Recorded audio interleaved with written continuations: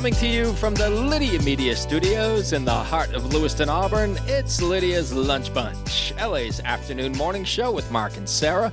We're covering news and events in the greater LA area and talking to the people making a difference in our community. Feel free to share your comments, questions, or suggestions via email at podcast@lydiamediallc.com. And today's show is powered by DuBois Electric, building lasting relationships since 1967. From homes to businesses, their licensed, fully trained technicians handle it all. Repairs, upgrades, standby generators, EV chargers, heat pumps, and more. No job is too big and no job is too small. Learn more at DuBoisElectric.com. Also brought to you by Ruper's Beverage and Redemption. When it comes to beer, wine, and spirits, don't botch it, squatch it. At 4 locations in Lewiston, Auburn, and Oxford. Learn more at rupersbeverage.com. And remember, the party starts at Ruper's.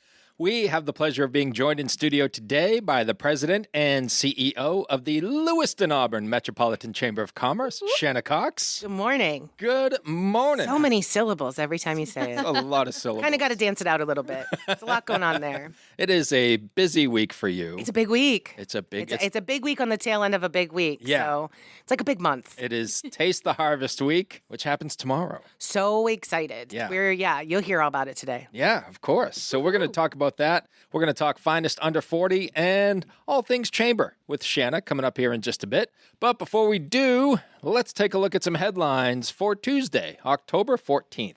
The Sun-Journal reports that the town of Sabattis is searching for a new fire chief. After leading the department since July of 2024, H. Adam Thacker announced he is moving on to another department. He will officially resign on Friday. Former Turner Fire Chief Nick Mary will serve as interim chief until a permanent replacement can be found.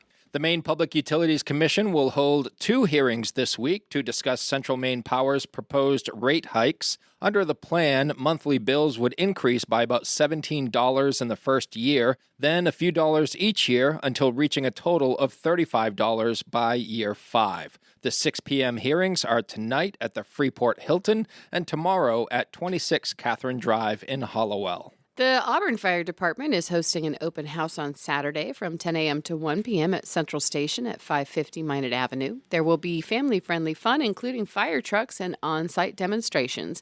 Attendees wearing a Halloween costume will be eligible to win a prize. For more information, search Auburn Maine Fire Department on Facebook. And the city of Lewiston is accepting applications for crafters and makers interested in displaying their wares at Holiday at the Plaza. There is no cost to apply, and an 8-foot table and 2 chairs will be provided.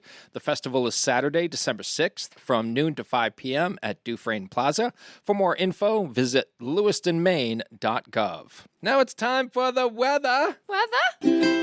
Rain or shine, it's all okay. Grab your uke and start the day. You don't need perfect skies above. Hey, just a song and a little love. Well, no perfect skies right now. Mostly cloudy today with a chance of late afternoon showers. We'll have a high of 60 and a low of 48.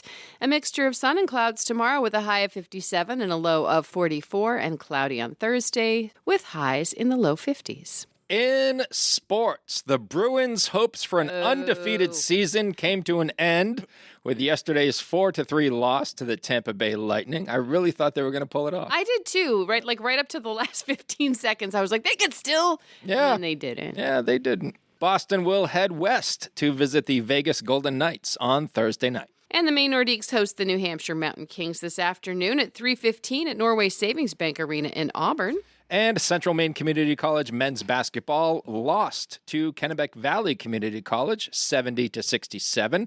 CM women's soccer will visit UMaine Augusta today at 4, and women's volleyball will visit Southern Maine Community College at 6. That is your news, weather, and sports. And right now it's time for the podcast segment that is Sweeping the Twin Cities. We got Shanna joining in now. Yay. It's fun when you get a little bit of the hang of it. Right? Yeah. It's time for famous people birthdays. They're famous. It's their birthdays. It's famous people birthdays. It's famous people birthdays. Let's take a look at FPBs for October the 14th, shall we? Yeah. Alrighty then. We're going to start off with Usher, who is 47 years old today. Is he really? Really? Huh. Yeah, Usher has sold over 100 million records worldwide, making him one of the best-selling music artists of all time. Billboard ranked him among the greatest pop stars of the 21st century, and they also named him the second most successful artist of the decade, right behind Chumbawamba. What? Usher has won 8 Grammy Awards. That was a joke. Okay, I was like, false is that news. real? That's false. I'm so news. gullible. Sheesh. My goodness. Tough crowd this morning. They demand factual information Maybe we're just a trusting crowd. during FPBs. Usher's accolades include 8 Grammys, 12 Soul Train Music Awards, 8 American Music Awards, 18 Billboard Music Awards, 7 BETs, and a BET Lifetime Achievement Award, and a star on the Hollywood Walk of Fame. There you go. All right. Actor Lori Petty is 62 years old today. Tank Girl. Tank Girl. Was that any good? No. Oh, okay. Definitely not. No. it's Have you seen terrible. it, Shanna? Yeah, but it's an experience. Like, it's a shared experience. It's one of those movies, you should watch it so you can know you watch it and Yeah. can reference it And then you could just and then be done. be all done. Okay. She was great in A League of Their Own She sure was. and Point Break. Yeah, definitely. Singer Thomas Dolby is 67 years old today. You remember Thomas from the MTV Glory days in the mid-'80s with She Blinded Me with Science. Oh, that That's- guy. That's him. That was Yeah. the theme song for Weird Science, which was also one of my favorite movies yes. growing up. So good. In the 90s, Dolby founded Beatnik, a Silicon Valley software company whose technology was used to play internet audio and later ringtones, most notably on Nokia phones. Nice. He really got in early, didn't he? He sure did. Yeah. Oh. He was also the music director for the TED conferences. And rounding out FPBs for October the 14th is actor Greg Evigan, who is 72 years old today. He was the lead on the TV series BJ and the Bear. The bear was actually a monkey. That show lasted from 79 to 81, and then he went on to star in My Two Dads I remember that show. from 87 to 90, which I believe Paul Reiser was Yes. the other Yeah. dad, right? Yeah. There you go. Those are your FPBs. Now it's time for some OTDs. It happened on this day. It happened on this day. It happened on this day. Wow. Shanna's shaking her head like she disapproves. That last note really nails it. Nothing but gratitude. That was great. That's what happens when you leave me home alone with nothing but recording equipment. I can only imagine. Literally only imagine. Oh, let's see. 13 years ago in 2012, Felix Baumgartner jumped from the stratosphere and set a new world record for the highest and fastest skydive. There I was thinking I was a big deal. Terrifying. Terrifying. Jumping out from 14,000 feet. No. This guy's jumping from the stratosphere. You've jumped from 14,000 feet? Oh, many times. Really? Yeah, I was very close to getting my Class A license. Really? Yeah, never happened. That's fun. It is fun. Do you have photos? You didn't know that about him? No. Oh, I have video. Jumped out of Oh, lots share of it planes. sometime. Share it sometime. 18 years ago in 2007, the first episode of Keeping Up with the Kardashians premiered and Yeah, Changed America forever. are we changed America forever. are we better for it? I think there's probably a lot more body dysmorphia roaming around than there ever was Probably. Yeah. before. But Yeah. yeah. 31 years ago in 1994, Pulp Fiction hit theaters. Fun fact, my mother's favorite movie. It's having a whole resurgence right now. Is it? Yes, the like younger Gen Z. Oh, Yes, there's It's like funny. viewing parties and stuff. It's so good. my boomer mother is on trend. Boomer mother. That's funny. You should tell her that too. I will. 38 years ago in 1987, 18-month-old baby Jessica fell down 22 feet into a well in Midland, Texas, and the nation watched in horror as rescue workers tried to free her. She was pulled from the well 2.5 days later. She doesn't even remember falling down the No. well, which is amazing. And she only had like minor injuries. I think she lost Yeah. a toe or something like that. 78 years ago in 1947, Chuck Yeager broke the sound barrier and became the first person to ever fly faster than the speed of sound. Have you done that? I have not done He that. came close. But I would. I've been a passenger in a truck going 315 miles an hour. how have you lived this life? Right? And how are you still surviving? It was a jet truck. I had a jet engine on it at the Brunswick Air Show. That's wild. Did you buy a ticket for this ride, or were you just like special? I was working for Nassau Broadcasting. You always get the cool gigs. And they wanted somebody to ride in the jet truck and then talk about it. And I'm like, you were the guy. same thing happened with skydiving. I'll do it. Yeah. Was that the entryway? Because it sounds like you did it a bunch. It was the entryway. And as soon as I landed, I wanted to live on the drop zone. It's like, that's the coolest thing I've ever done, ever. I can't imagine anything being cooler than that. I want to live here. It's on my list. Dedicate my life to skydiving. And for a while, I did. See, that's cool. And it took me a year to convince Sherry to do it. And She did it? She did it, and then I couldn't keep her on the ground. Your wife gets major points, sir. She's top 10 cool.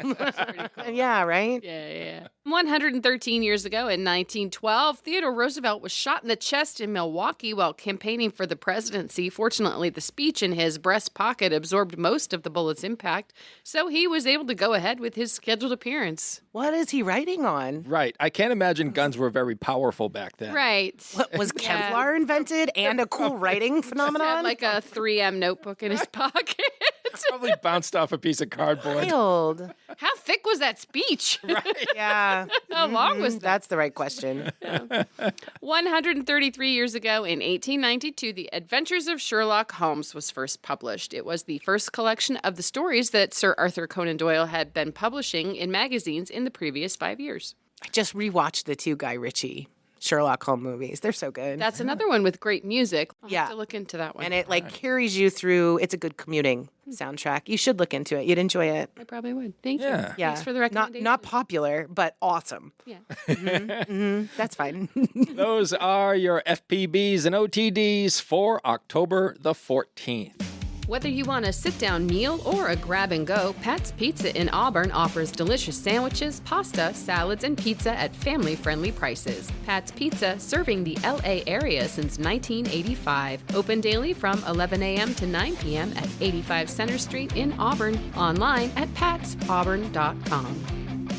Hi, it's Donna Harris from Phoenix No Limits Karate here with your daily safety tip. Kids and teens, stay away from peer pressure situations involving drugs and alcohol. Let's all do our best to keep our community safe. Now, we shift focus fully to our guest in studio, Shanna Cox of the L.A. Metro Chamber.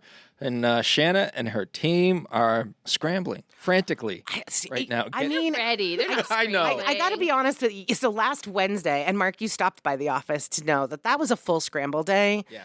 It was the day before breakfast last week, and our domain had a blip, which has a whole ripple effect in the world of, connectivity.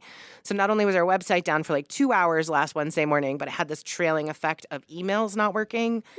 And so not knowing that emails weren't actually leaving the premise, we weren't able to connect with each other. And so by the time Mark showed up the day before breakfast at like 3 p.m., it was like just mayhem. It was. And so yesterday, those of us who are kind of core to tomorrow's activities for Taste the Harvest, we worked the holiday and we're taking our holiday a different day. And so the office was quiet and jeans and sweatshirt kind of day and really not frantic. Like shout out to Justin and Becca and Dawn who have been working so hard and preparing for this event that yesterday was this like beautiful, comfortable, well-orchestrated event of like checking in and double checking and packing this, and we'll see what today brings. Today is print day, but just I think the team has done an incredible job kind of like staging out the prep. It's our 4th year running the event. That helps, getting better at it, but it is a really exciting event, and it's a ton of fun. And the prep work starts, 6 months ago for tomorrow's activities. Yeah. So if folks haven't done Taste the Harvest before, you're going to want to check it out. We've grown in the event, which I'm really excited for. And so it's free and it's accessible. We shut down Lisbon Street in Lewiston from Ash to Main. We have 17 vendors from farmers, and we've got face painting. We've got Spicy Staples is there. We've got artisans and makers who are in the street with us. We turn the entire street into a beer garden. So forget everything else. There's a free photo booth. You can buy a beer or cider or wine at the tent and walk around and visit your favorite folks, check in on all of the different vendors. The photo booth, I might have mentioned it before, but the photo booth is a lot of fun. And the photo booth last year is the only time I've ever had to edit the album before releasing it. The photo booth had gourds as props, and that coupled with the beer tent made for some interesting photos by 8 p.m. And so not all of those made it public, but there's a whole bunch. Check out last year's album. It's clearly a lot of fun, but we have a DJ and there's music in the street, and it's just a really great experience. Campfires in the middle of the street, so you can like grab a cider, sit down, and make yourself warm around a campfire and go grab some snacks.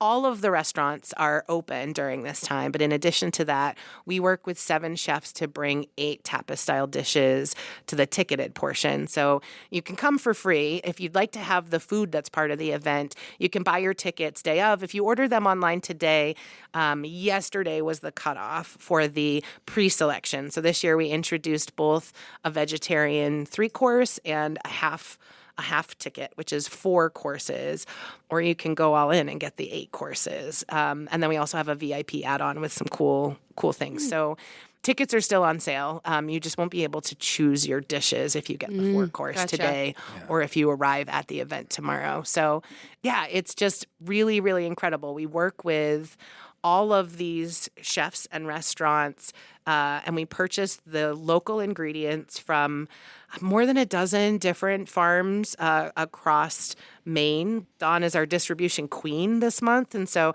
she's our operations manager. She's going to different farms, picking up everything from creams and cheeses and butters and herbed ricotta, handmade pasta from a local farm in Scarborough, proteins. So we have a whole bunch of different types of meats, apples, and then the produce, like just so many gorgeous gem-colored root vegetables, and just it's a beautiful array. And in addition to Taste the Harvest being a good time, which it absolutely is, and it's a lot of fun, it's just a really cool experience and a way to really support local. The strategy behind the event, because we're always, if we're doing something, even if it's just for fun, there's got to be a second strategy behind it. And for us, this is about supporting our local food economy. So we put thousands of dollars into our local food economy each year by buying all of these ingredients from local farms, local value-added food producers, giving them to the chefs for them to prepare the dishes. And so, yeah, it's like a full circle economy moment. And if you come tomorrow and you grab a drink and you sit down next to a campfire and you enjoy the music and you have a special moment in a really cool environment, I'm so happy. If you walk away realizing a little bit more, connecting with a local farmer or learning more about our local food economy, then extra bonus for me. But yeah, it's a really great event. And we've got some new restaurants that we're working with this year. There's some new restaurants that have opened up in the area. So shout out to the Lady Peacocks from the Blue Feather, Casey and Allie. They said yes. When I said we'd start talking about this months before with our restaurants, they said yes before they opened. And the yes wasn't necessarily their first answer because they were pretty nervous about the opening. But they said yes, and they're preparing this gorgeous, golden, crispy apple cinnamon egg roll for one of the dessert options. So excited. So yeah, you should be. It's apples from Wallingford, cider, and then they're doing it with a apple cider cream cheese dip in the cup with the egg roll that's just like this delicate crunch with apple inside and caramel. Like, it's just, like, I don't think I've ever had a dessert egg roll, let alone with local ingredients. So I'm super excited.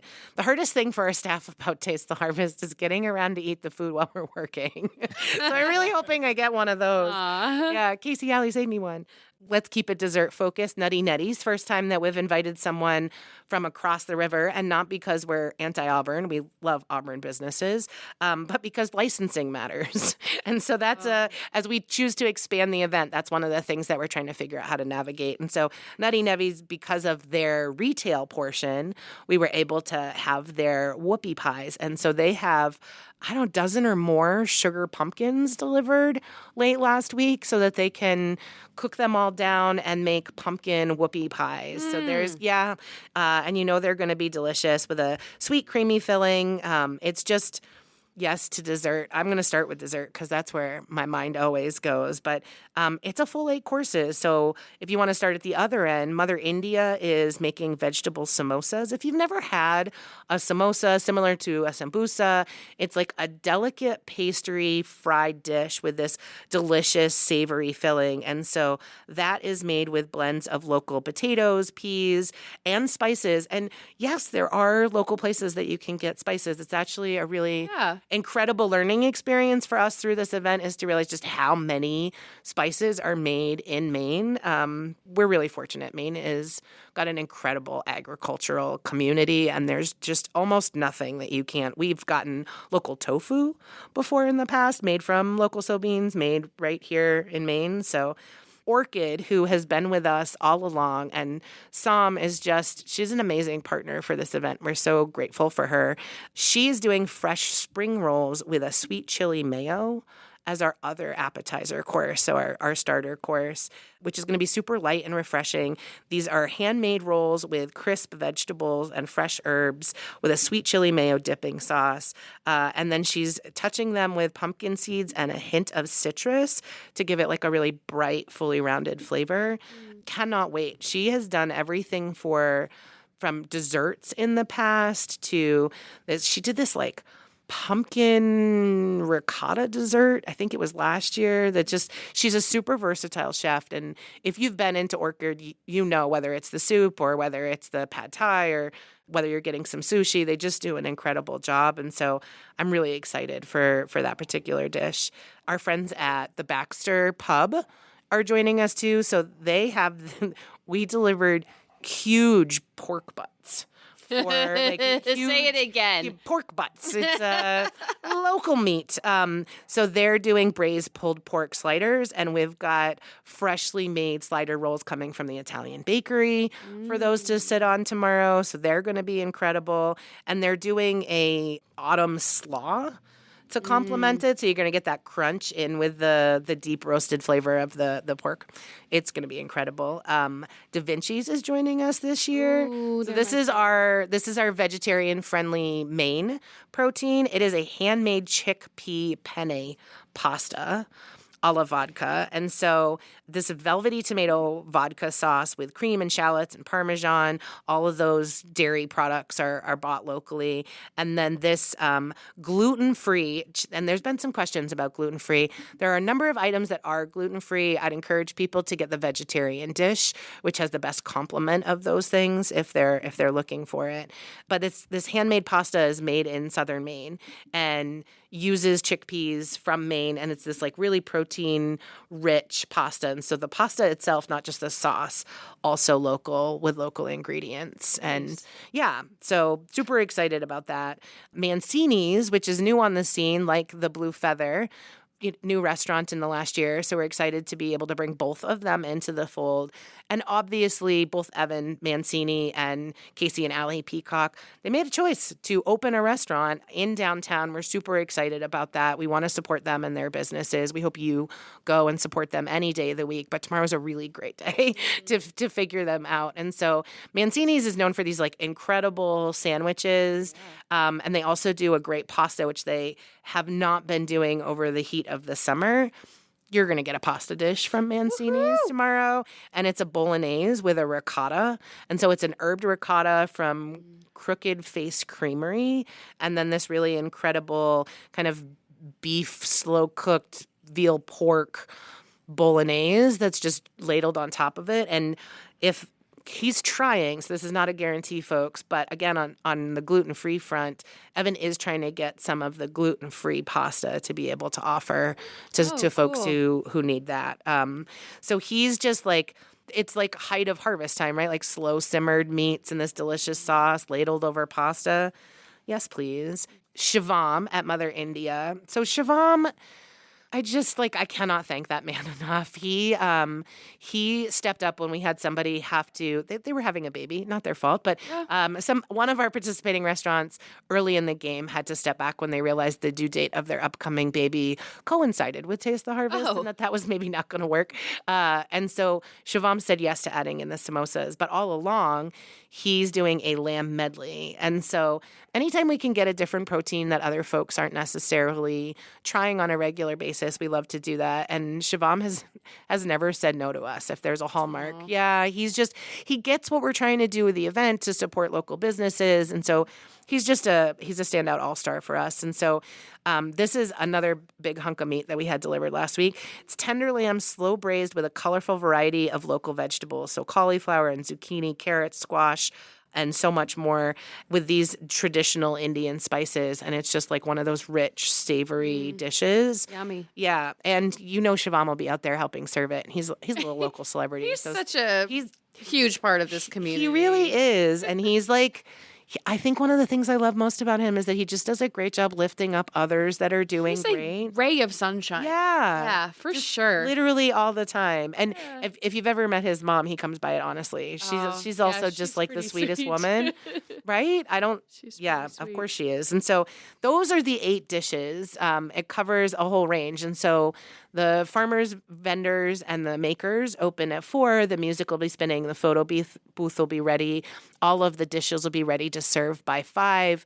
5 to 7 is dinner time. The beer tent will be open the whole time. And we've got a bunch of different wines and some locally main-sourced craft beers and some ciders. And, we've got free Poland spring water for folks. So there's no reason not to come to this event. And if you get a whiff of all the incredible food that's being served and you want to get a ticket and you didn't do it in advance, that's fine. We'll help you out. So, yeah, stop by Lower Lisbon Street tomorrow. It's going to be awesome. Yeah. It's going to be so fun. Sarah, I have a question. Yeah. When we emceed the Balloon Festival, were the sandwiches in our green room? They were from Mancini's. So I have... So good. They were insane. This is... so good. I have a lot of favorite Sarah stories, but this is top 3. It's top 3. I can't wait. Okay, so they had an RV behind the stage at the Balloon Festival. Green room style? That was our green room. Yeah. So Sarah and I were in there, the bands and performers and everybody. And there was a tray full of these incredible looking sandwiches, right? And so I didn't know where Sarah was. And I'm like, well, I have like a half hour. I'm going to eat a sandwich. Why not? It was incredible. I go walk around for a little bit. And then I'm like, well, Sarah and I we're going to be on stage in about 15 minutes. I'll go find her and we'll make a plan. And I'm looking around, and I see 2 feet hanging out of the RV entryway where the main door is. And I'm like, those look like Sarah. They could be Sarah's feet. And I poke my head around, and she is sitting in the doorway with both hands on her sandwich. Planting a sandwich. Her face is inside the sandwich. It's the only way to eat those sandwiches, though. I said, in your defense. It was a huge sandwich. Yeah. And I said, hey, Sarah. And she looked up, and she goes, this is the best sandwich I've ever had in my life. It's so good. Do you remember what your middles were? I have no idea.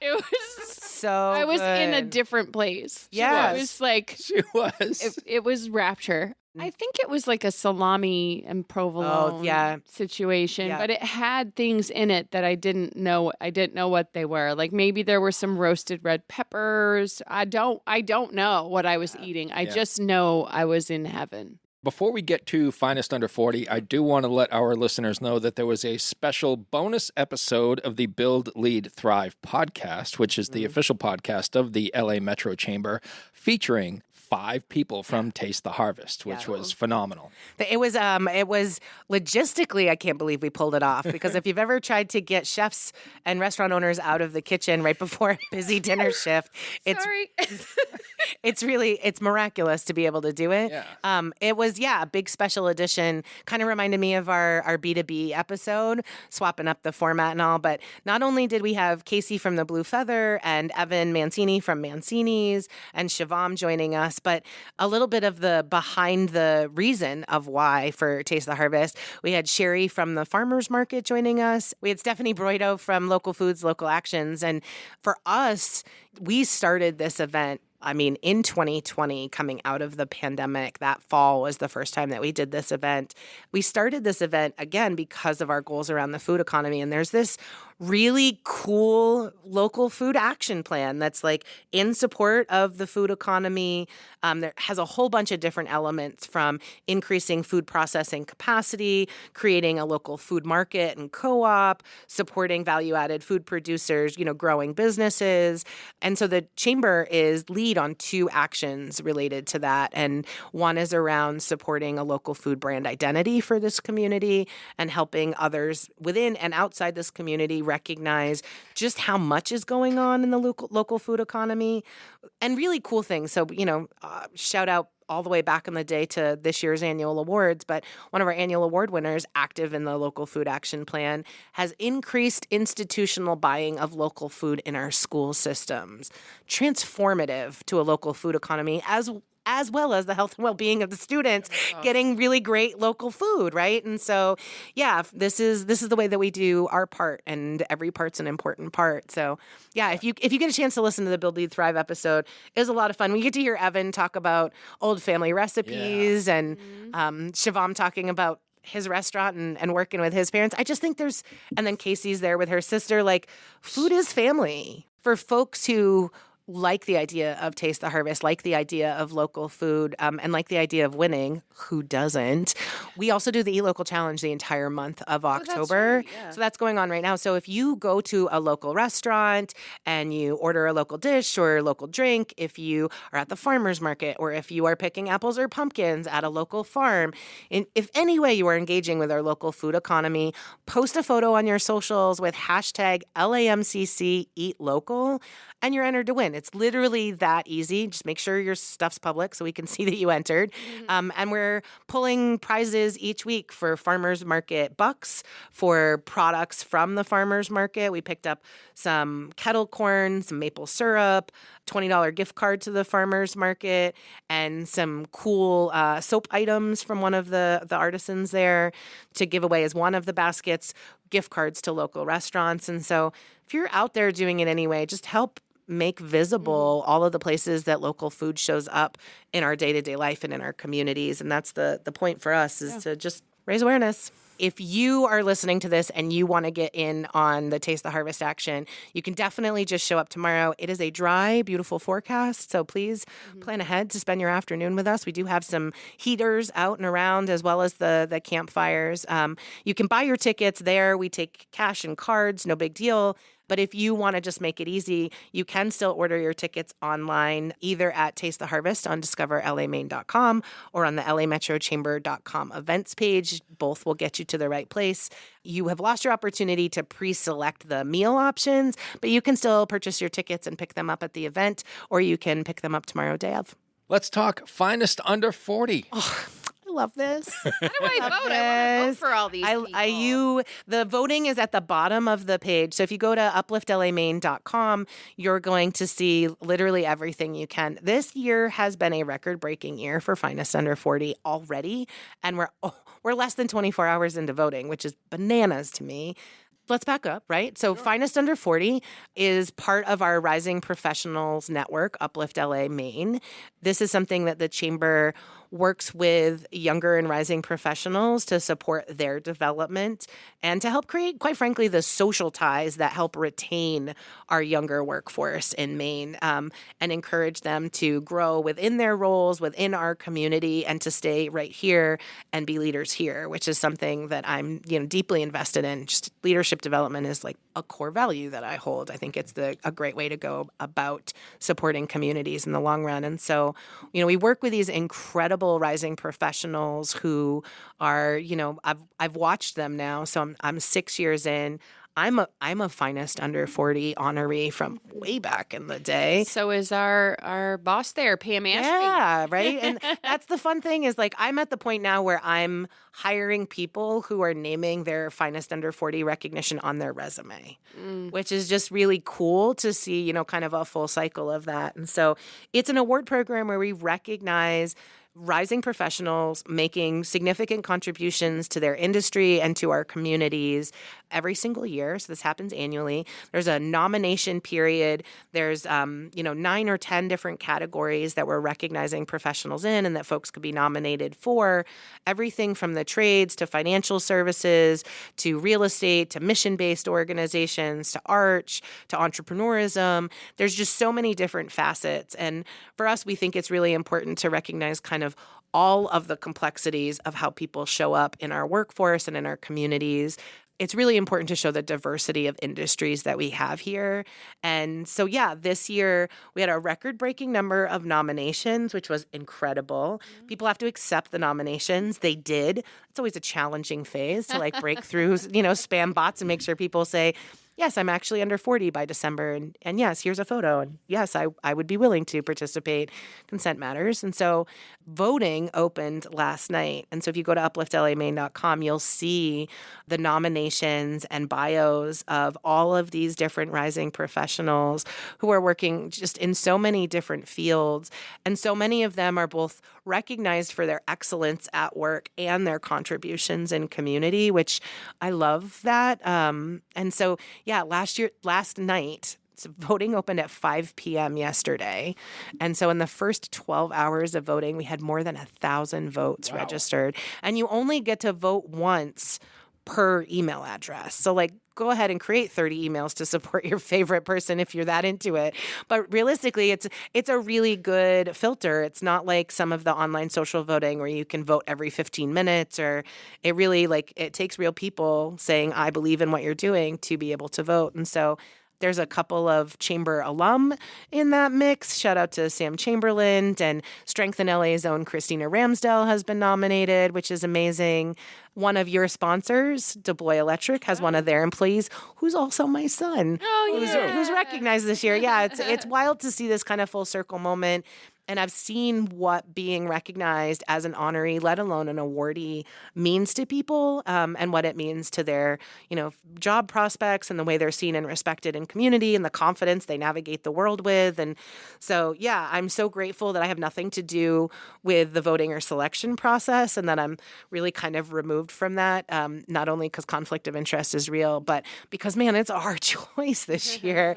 So I'll register my vote like everybody else, and you should go vote. But big congratulations to Michaela and to Zach, as well as, and they're our chair and chair-elect of Uplift, but also to the folks who laid the groundwork for this event's growth, which is Matt Nash and Matt Shaw, Seth Velakos, who's doing an incredible job supporting Uplift this year. There's just so many people who make these monthly social events, as well as the kickball tournament, and then this kind of overarching nomination and voting campaign. All of it culminates in an event on the 25th of November, next month, where we recognize all these honorees, we announce the award winners, and we have a night where it just really celebrates all that rising professionals are and do and contribute to our communities. And, at the end of the day, while it's really cool to be honored as an individual or to receive an award within a category, I'm just really proud that our community is such champions of younger professionals and rising professionals. And I think